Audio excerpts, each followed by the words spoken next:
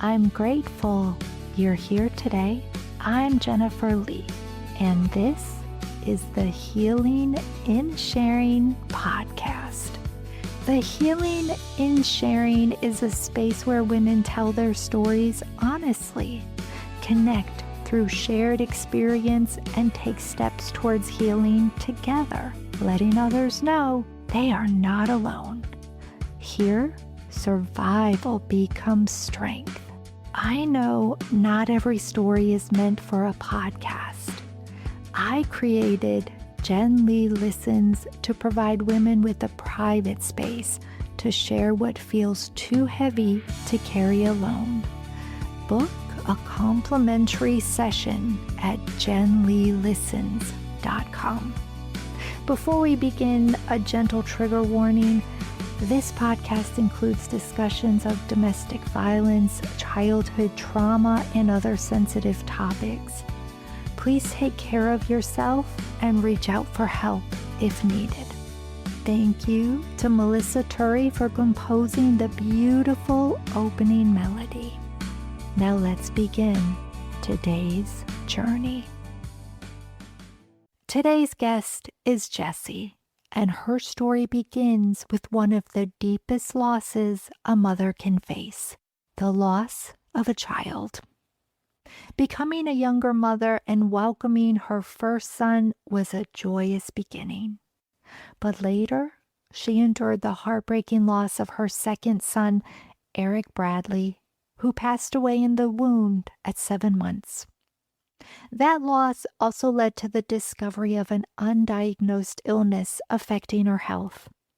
As grief and pain deepened, Jessie found herself battling addiction, watching her life unravel, and at times even losing custody of her son. But her love for her son became part of the urgency that pushed her towards sobriety. Through prayer, surrender, church, and baptism, she began to find her way back. Now, more than 4.5 years sober, Jessie is devoted and present in her son's life, embracing the joys of motherhood and encouraging other women in recovery. Her story is a powerful reminder that God still restores. Jessie, thank you for being my guest today, and welcome to the Healing in Sharing podcast. Yes, thank you. That was a beautiful introduction. It gives me chills. Thank you. You're welcome. And many people find that when they hear their story actually read out loud by someone else, it kind of hits you a little bit differently. And the loss of a child is something that I have not had to work through. So when you heard me begin your introduction and talking about that, what were you feeling? When I hear people talk about the loss, it's honestly probably the first time I've heard it said back to me ever. So hearing it, and anytime I've had to, or anytime I get to talk about it, because I don't really like to say that you ever have to do anything in the world of recovery, you get to do everything now. So when I get to talk about it, my thought immediately goes to, and this is only because, and truly because of the work I've done with myself spiritually, I think about him holding the hand of Jesus, and I may not have gotten to spend time with him on earth, but I'll have eternity with him in heaven because I have chosen to give my life to God and to go through that process of being baptized and what that means and truly what that means. And for someone like me, because I can only speak for myself, to have the feeling of somebody forgiving you, and not just anybody, but like the real soul of forgiveness and where that lives, it's unlike any other feeling in this world. And I give myself, and I used to give myself, a lot of grief over the way I was handling my life back then and the things I took for granted. And it floods, all these negative feelings can so easily flood in, and it takes the work of God to consistently show me that I have grace and I have his mercy, even with the loss of a child. And today you say that with such power and conviction. It was not always that way for you. You did not always have this strong belief in your heart. And so many women, so many parents, as men as well, they hear you and they're like, I don't understand that. I don't know where she's at. I don't know how that's possible, but you are proof it is possible. Take us into your journey because somebody is like, I don't even know where to begin. Like, what is the first step? Yeah, thank you. My journey started when DCF got involved in my life. Drugs were rampant. My son he didn't know what it was like to have a sober mom, not for a day. I woke up using, I went to bed using if I slept at all. My son got used to the routine of me being up so many nights that it would freak him out if he woke up before me. I didn't pay attention to the lifestyle I was living. My only concern was how I was going to get high that day. So you chose to numb the pain and the grief. And can I ask, how early on did you decide that was going to be your healthy way in your mind of coping? Yeah, I was young. I didn't start truly using drugs to or recognize that that was what I was doing because at some point in any addict's life, they understand what they're doing, whether you want to face it or not. And that wasn't something I learned until a couple years into recovery when I was looking back and I was like, I made a choice every single day to do every single thing that I did. But while you're using, you don't think about it that way. And for me, I started heavily using drugs when I was about 14, 15 years old. Was when I was introduced to cocaine and drinking became a nightly weekend, anytime I can. Started choosing friends based on who wasn't in their house, if you know what I mean. No parents around, things like that, making sure that the choices I was making was going to be able to come through fruition without getting in trouble. Right. And so then the mindset of how can I get away with something started very, very young for me. And that mindset of what can I get away with is a dangerous place for anybody to be in, especially to grow up with that mindset. And this was not due to poor parenting or anything. I grew up in such a beautiful cookie cutter house, like gorgeous with sisters and playing Barbies until I was 10 years old. And when I think back on it, I'm like, how? Like, how? And my sisters, they would make jokes as teenagers, like, oh, we don't have to do drugs because Jessie's doing enough for all of us, and everybody knew what was going on, my sisters and everything. I was really good at hiding it from my parents because I wasn't ever really around. And I never gave them a reason to question anything I was doing because I learned how to manipulate the situations I was in. So 14 was introduced to hardcore drugs and I did graduate high school. I started college. I met a guy, dropped out, moved across the country, ended up in Indiana. And when I was there is when I had my first son. After his surgery, because I had a C-section, after the surgery, I was introduced to prescription medications. And that right there, ticket. You mean I can get this legally with my name on it? So I started finding reasons to find pain in my body, right? The C-section. The C-section was a very difficult surgery. There was a lot of complications around it. However, it sparked something in me that because I had a kid, I had to do things the right way.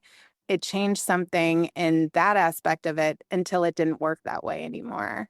So going through over the next couple years after my son was born, prescription drugs whenever I could. I did have migraines, so I would, I played into it. Oh, they're so bad. They're killing me. How can I take care of my kid like this? So then they gave me Furacet with codeine to take for my migraines. So then I was taking that with the painkillers and everything, and it was getting rough. And then I got pregnant with Eric, and the pregnancy was incredibly complicated. I was told I had to be, bedridden. It was, I forget the term for it, but the placenta wasn't fully attached to the lining of my uterine wall. And we found out later that that was because of an autoimmune disease that I have called endometriosis, which causes immense scarring over the female organs usually. But there are cases where it will run rampant through the body, and we didn't know, but that was the case for me.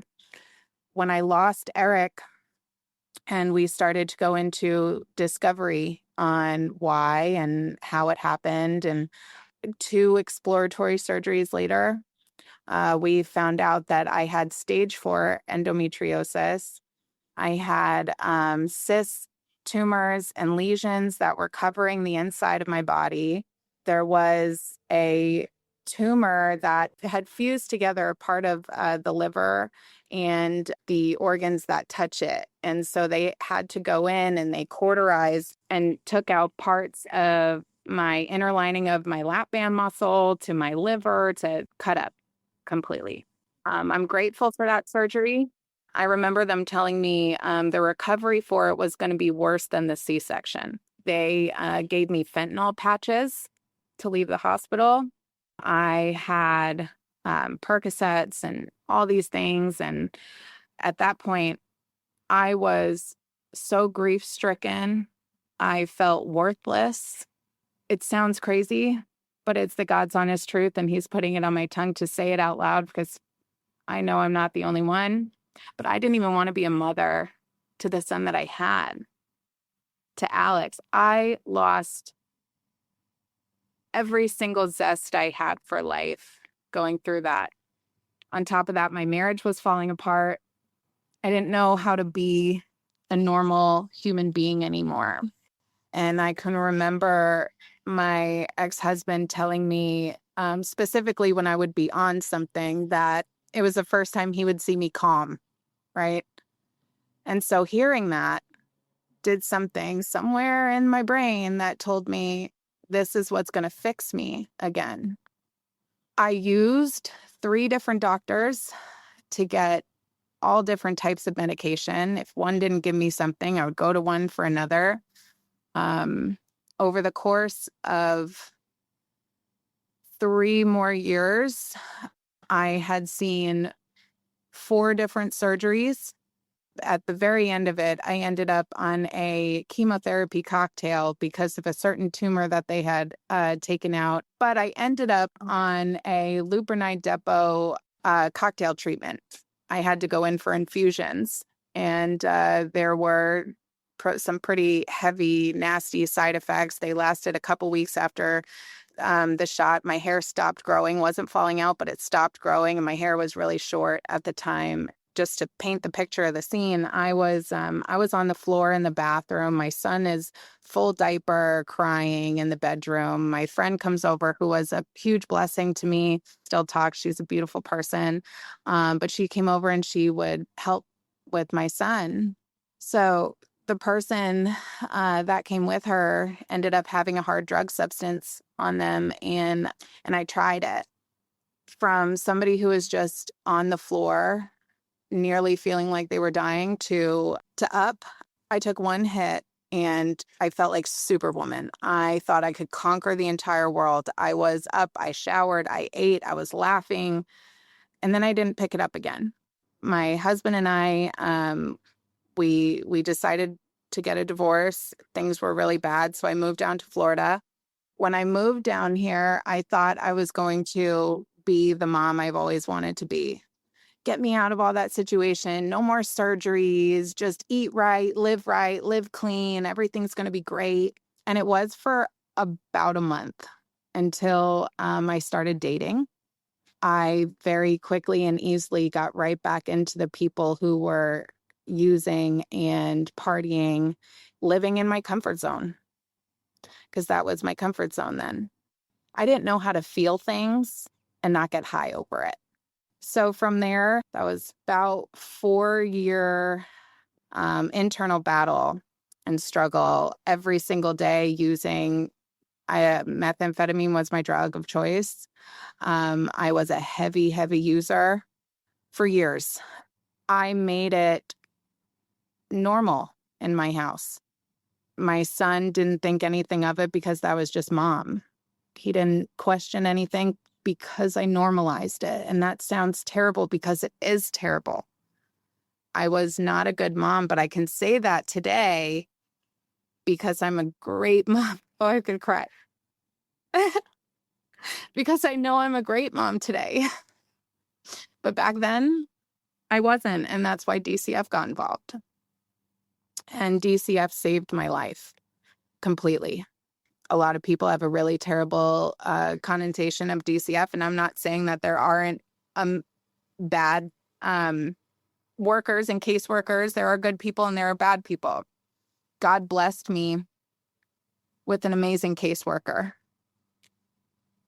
And she gave me one opportunity to make sure that my son wasn't going to the state.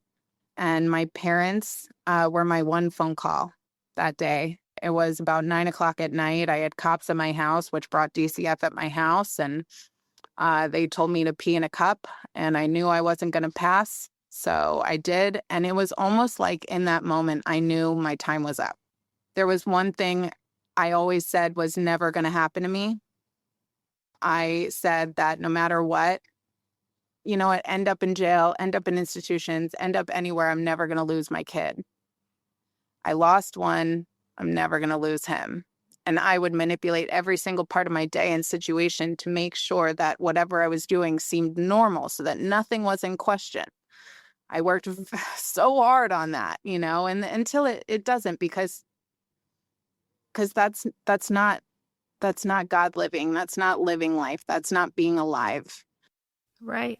I was going to ask, what does it look like to normalize that behavior and the methamphetamine in the house with your son? Not hiding it. Because when you hide things from kids, they question everything. And I knew that. So just like there is the snack drawer in the kitchen, there was mom's drawer in the living room. You can't touch the snack drawer unless I say so, and you better never touch mom's drawer.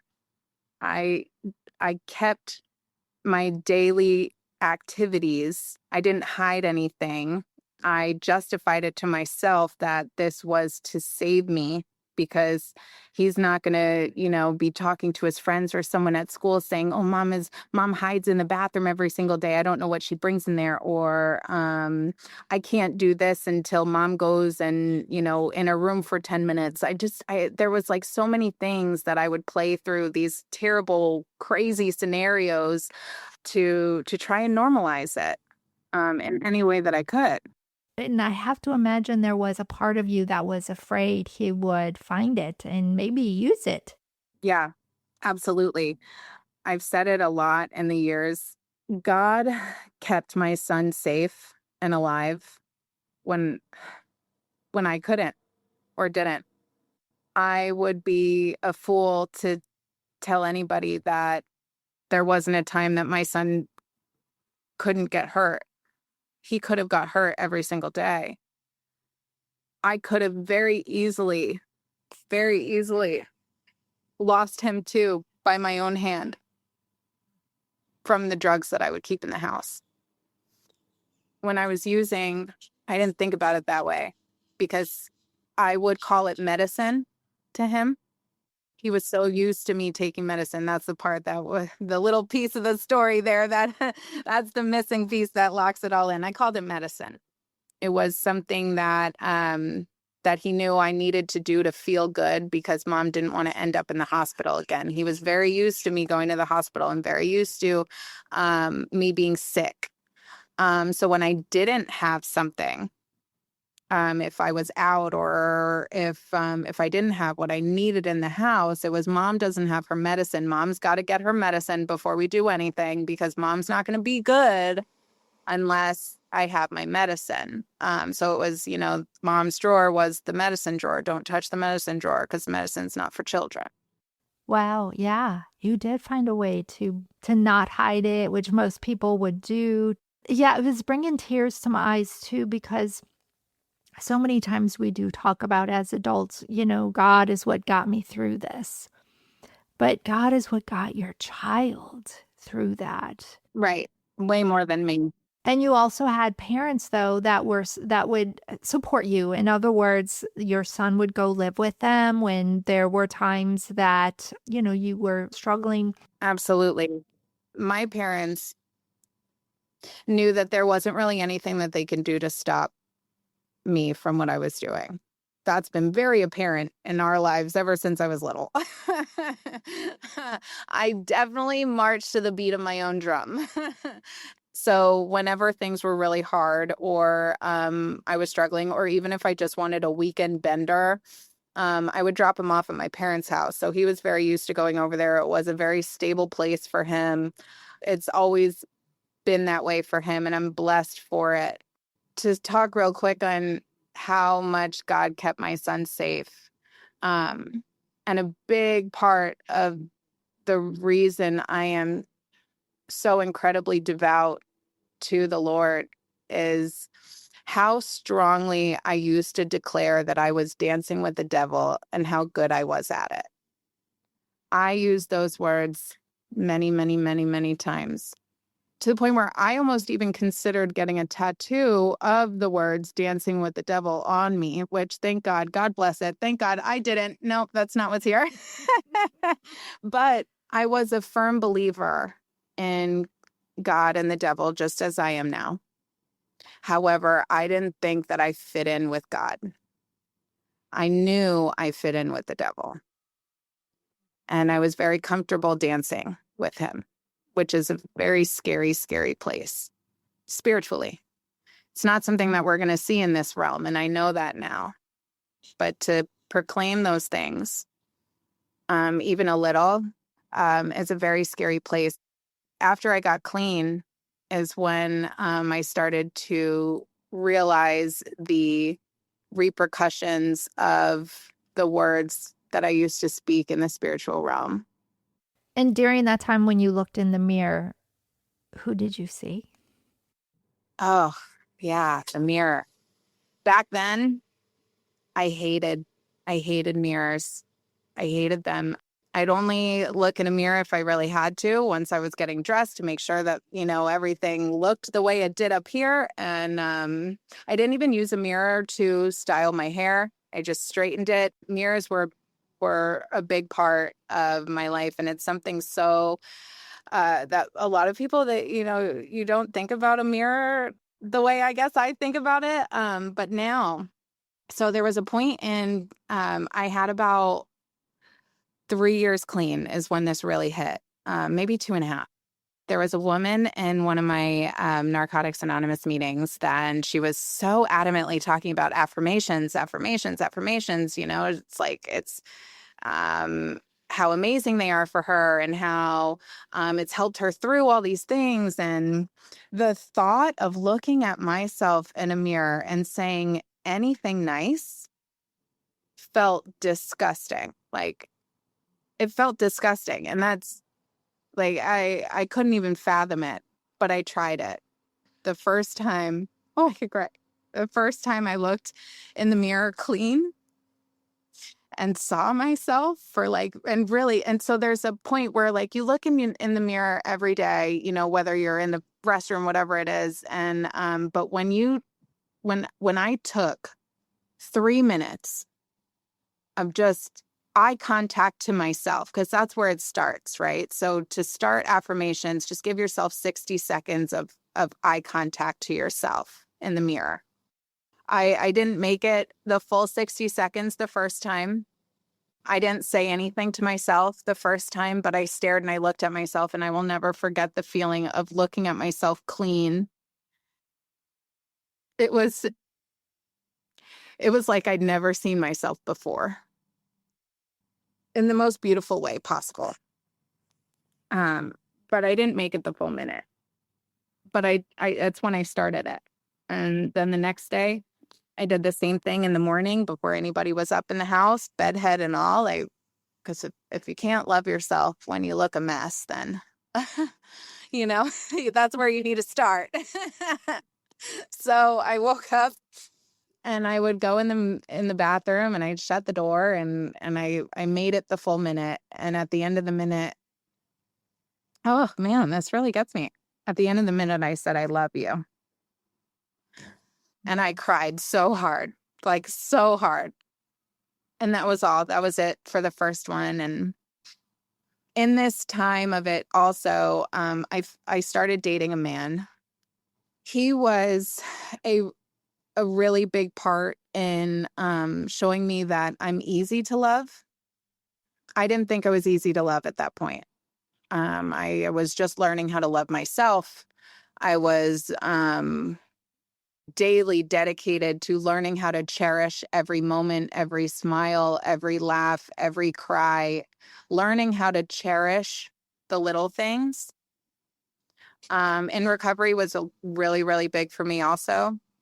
So when I started dating him, he made it very easy for me to laugh and, you know, to find joy and all these things. And we started doing family things together. You know, Alex had a guy to look up to, and not just any guy, but a guy who's clean and loving life the same way I am. And we started going to restaurants. And I mean, my son was 10, he's 12 now. So he was nine or 10 years old the first time he ever went to a restaurant, right? Like a real restaurant. And we had so much fun, you know, and just doing real things. You know, we had never done real things before. And and our relationship blossomed and he was living with me at the time when I started to do this affirmation thing in the mirror. So I came out of the bathroom and I'm standing there just ugly crying. And he's like, what's wrong? And I was like, I just told myself I love you. And he like just held me. And AJ comes out of his room and he like a family hug moment in the stairwell of my house over the fact that I just said I love you to myself for the first time in the mirror. And God, at that very moment, I've never even said this out loud to anyone.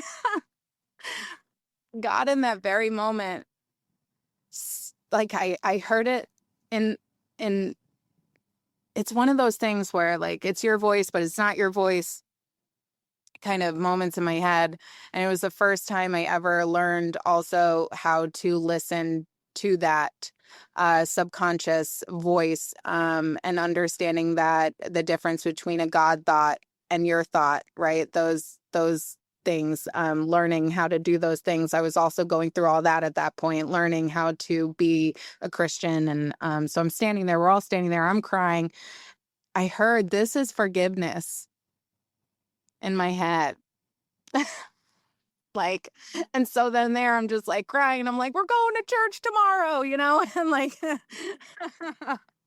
just a beautiful, beautiful moment. And from there, learning how to look at myself and really love who I am. And now today, I don't still do the affirmations every single morning, but you will catch me in the bathroom giving myself peps, like little pep talks, you know, or prayer. You know, God says when two or more people come together in prayer, it's stronger. Like I pray with myself in the mirror. I'm like, how's this? Like I'm like, with me, like, let's go. So Love it. I found a lot of worth in myself, learning how to be a career woman in recovery. That's been huge. I didn't have career jobs. You know, I was a cashier or not that those aren't careers, you know, God bless it for everybody and what they do and making a living. But for me, I never felt like that was where I was supposed to be. And when I got clean, I was struggling to find work. And because of everything that I was going through in the system, very, very difficult for me to find a job. I met a woman in Narcotics Anonymous who asked me if I would be willing to just be a temp labor for her on one of her job sites. Didn't really know what she did or anything. And I said yes because I was desperate to be anything. At that point, I was a fry cook at a gas station. I was thrilled to have a job, but I didn't want to be a fry cook forever. That wasn't my goal. Right. I took a few days off of work there to help her out. And it was a biohazard hoarding cleanup. And I was in a full Tyvek suit, full face respirator, working alongside who I thought were other temp laborers. So we're cracking jokes and trying to get our minds out of all the disgusting mess that's happening. And I didn't know that I was working right alongside the owner of the company. I remember at one point at the job, he asked me like, "Oh, can you see yourself doing this every day?" And my remarks were like, "Oh, yeah, if they pay me well enough," and like all these like, just snarky things that because I have a personality, and and then I remember the very last day of the job site, he asked me if I could come in for an interview. And I remember saying to him, like, something along the lines of, like, do you even have that kind of power in the company? Like, who are you? And he was like, I own it. And I was like, oh my gosh. Like, like I'm still learning how to like talk like a person, like, I guess. So he brought me in for an interview, and the woman from NA, she ended up being my sponsor. And she told me to be honest in this interview. Tell him exactly where I am in life. Tell him why I am where I am in life. The reason for my lapse of job history. And be honest about Narcotics Anonymous. And that, I was shaking. I wasn't nervous for the interview before that. And once she told me to do all that, I was shaking. My parents came with me to the interview, not like inside, but they were like in the car. I was so nervous. I didn't think I was really going to get it. I thought once I told this guy my story, he's going to look at me the same way every single other person did and write me off, not give me a chance. But that's not what happened. I told him that I was working with DCF. I told him I'm working to get my son back. I told him I'm living with my son, but I don't have a car or a license right now. I told him that I would be dedicated to this job and that my dedication will shine in all the work that I do from here on out because I'm learning how to cherish everything. And he hired me. Within the first 3 months, I got my first certification, biohazard. So that was first. My first week at work, he has me sitting in a biohazard certification class, learning how to scrape, and I don't mean to be graphic, brain matter off of popcorn ceiling, and like learning how to like all these things. But I was so grateful for having this career, something that when I just starting to pray, was like praying for a job that will succeed for my son. Because I learned how to pray for others and their blessings. So I was praying for my son, for me to have a career that will bless my son's path. And then this falls. So biohazard water certification 2 months later or 3 months later, and then mold certification, and then fire cert. And before I knew it, I had all the certifications. I was a lead technician, getting promoted to project management. They helped me get my license back. They had me driving a company truck.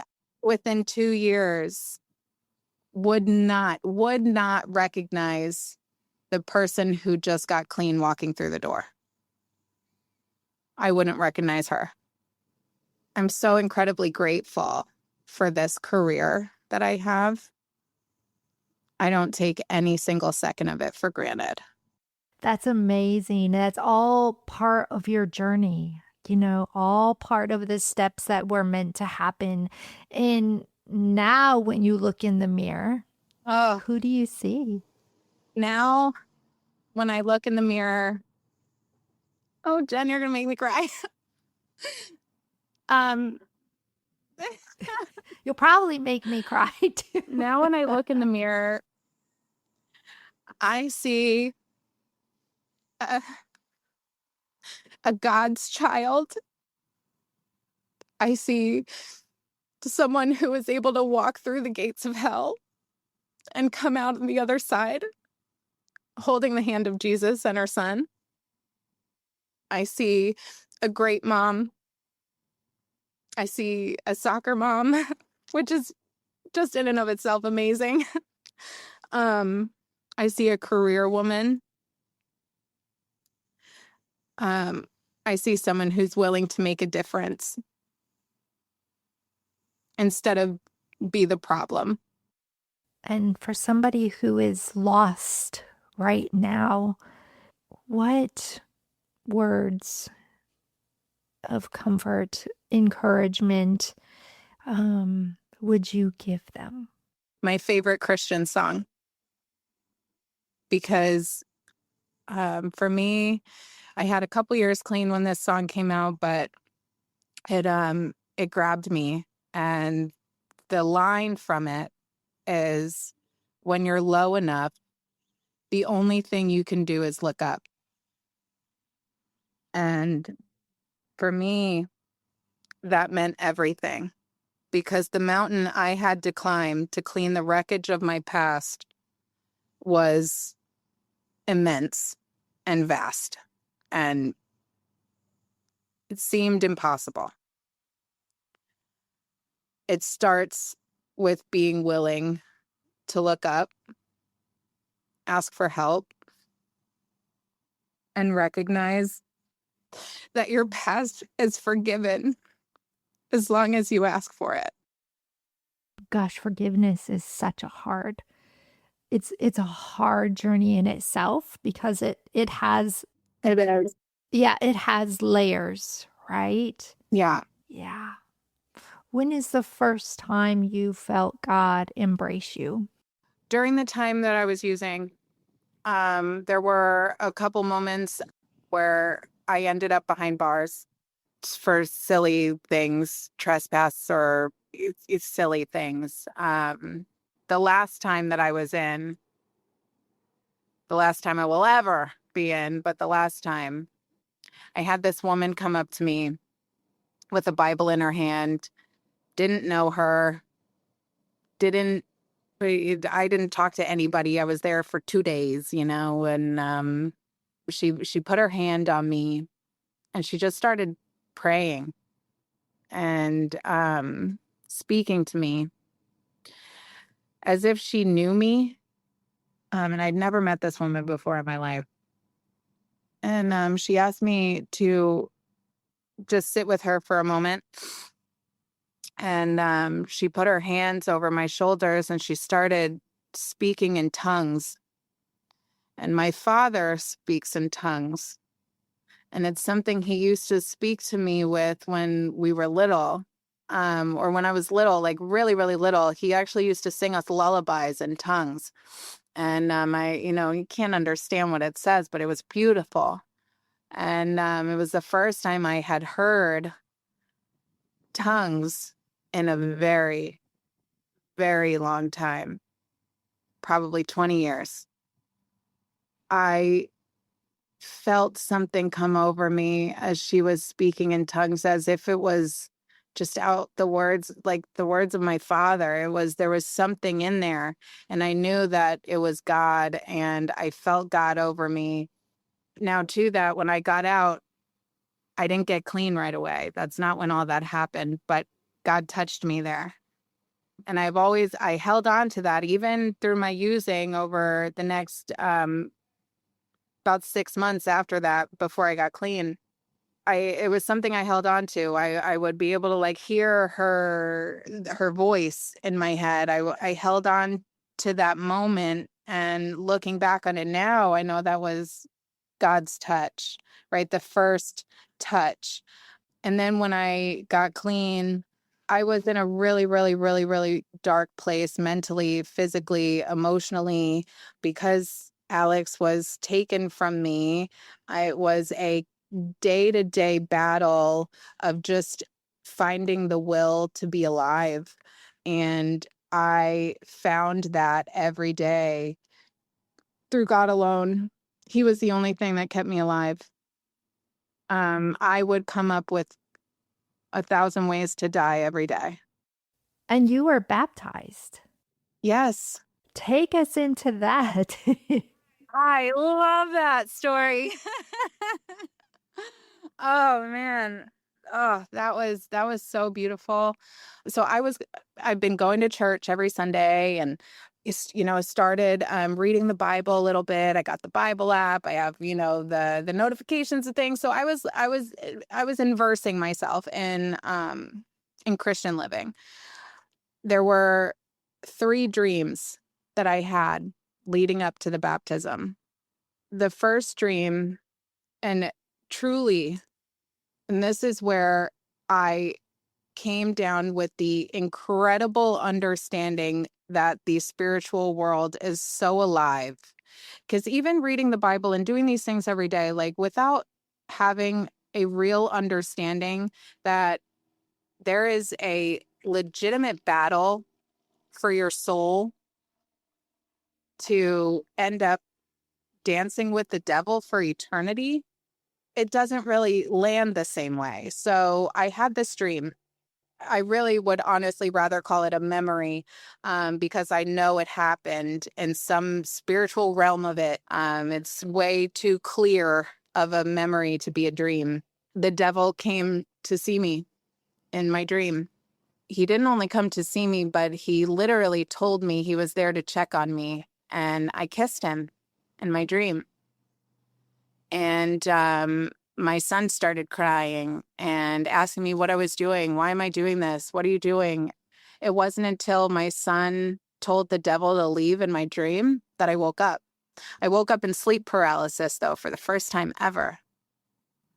And my lips were stuck, and I was terrified. I knew that I was truly just visited by the devil. And I called my father, who's always been a very big spiritual guide for me. I call him, I have him on speaker. He's, praying over me in tongues over the phone. He gave me holy water, and I'm going around the house, I'm blessing my house, and I felt okay. I even called one of my pastors from the church that I go to. I was like talking to him about it, and they praying with me and everything. But nobody brought up the baptism thing yet, right? And so then a week or 2 goes by, and I have another dream. And in this dream, I'm with these people setting my house on fire with my son inside of my house. And I can hear him screaming. And out loud in my dream, I proclaimed that I was going to hell. And I started laughing about it in my dream. I woke up, and again, I woke up in sleep paralysis. Just freaked out, called my parents and screaming to them on the phone. I don't know what's going on. This is like something feels really wrong in my soul. And my dad brought up the baptism. What about getting baptized? I was like, yeah, maybe. Maybe, I don't know. What is that going to do? So I said, okay, but like we didn't have anything set in stone yet. And then I have another dream.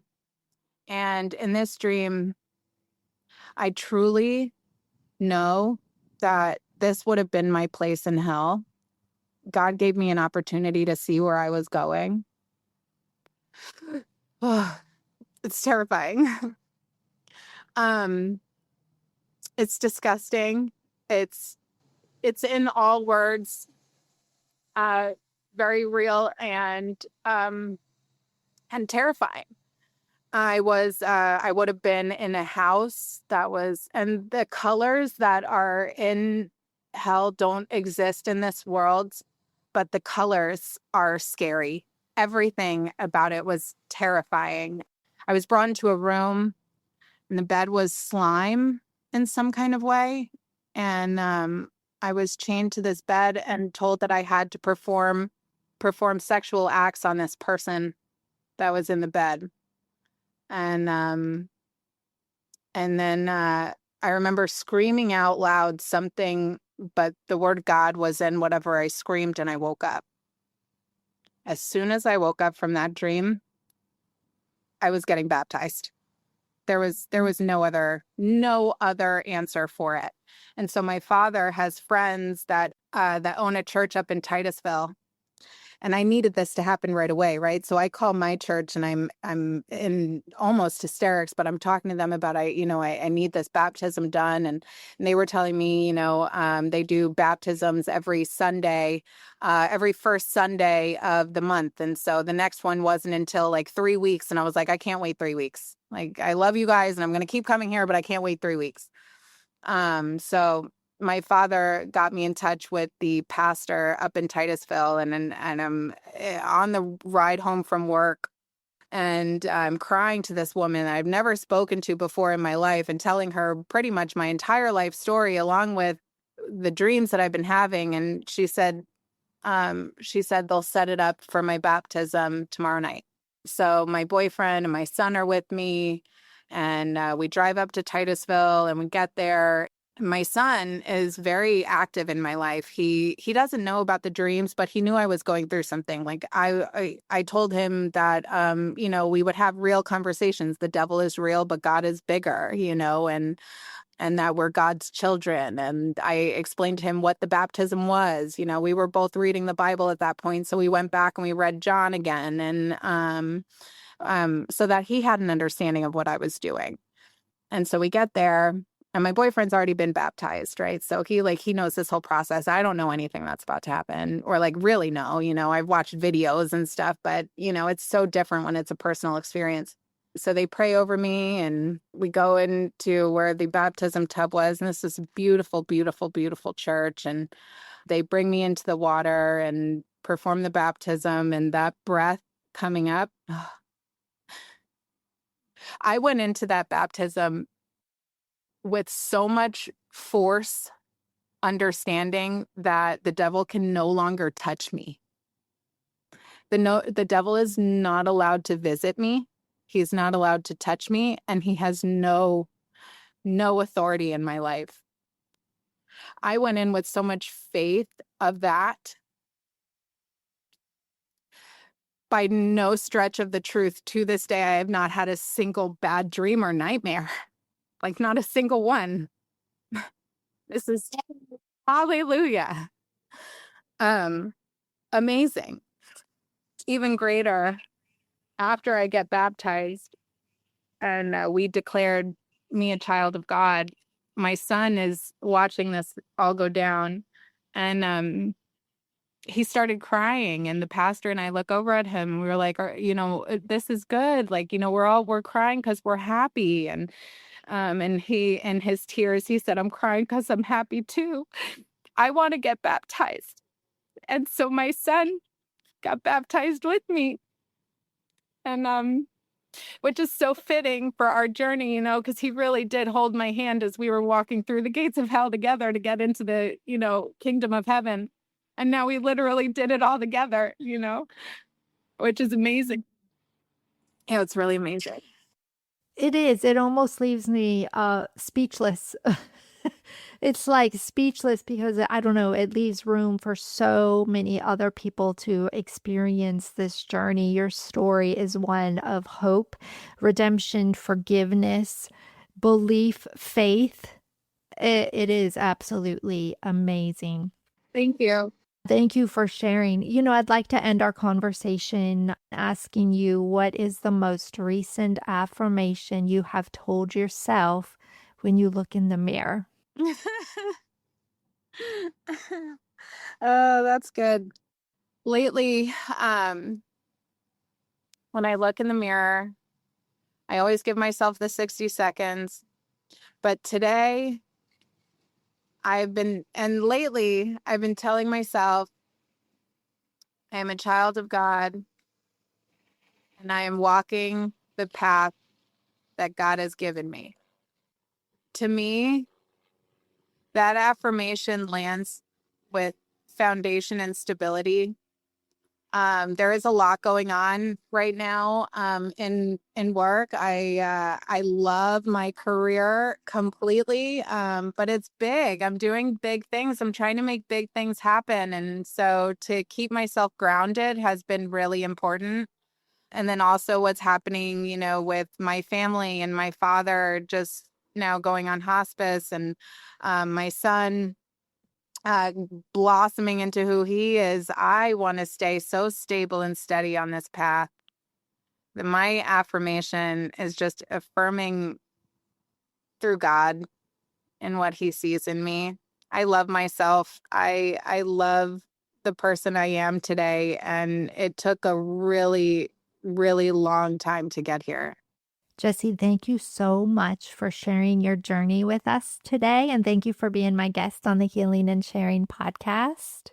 Absolutely. Thank you so much. I'm honored to be on here. I'm honored to be with you. And thank you so much for giving me an opportunity to share my testimony and my story. I think that the more women get to share openly and talk about life in such an unfiltered fashion, the closer we get to be, not just as a community, but closer to God.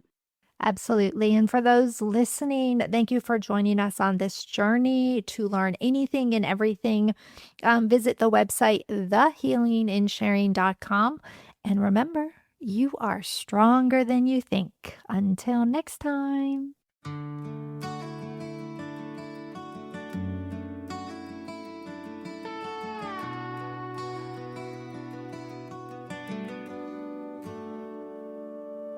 Some days are better than others. Wake up and you put one foot in front of the other. Same routine, same places. You just keep on pushing through it. The life you led before, putting everything on the line. Not sure if you would make it home, leaving it all up in God's hands. Just happy to see the sunrise again. Baby, lay those worries on my shoulders. It will always be okay. You have me to hold. Listen to the silence in the dark. Let it guide your way. Hear my beating heart when you're wandering, lost and afraid. You got my hand, so take hold and lean into me as I lean into you. I'll pick you up, take the pain away, mend all the seams to your scars. I'll heal you from your own thoughts. Dance in my arms, close those eyes. Imagine nothing but the soft light, stars and the moon releasing everything. Let me be your armor, shielding you, keeping you safe, making you bulletproof. Baby, lay those worries on my shoulders. It will always be okay. You and me to hold. Listen to the silence in the dark. Let it guide your way. Hear my beating heart when you're wandering, lost and afraid. You got my hands, so take hold and lean into me as I lean into you. I'll pick you up, take the pain away, mend all the seams to your scars. I'll heal you from your own thoughts.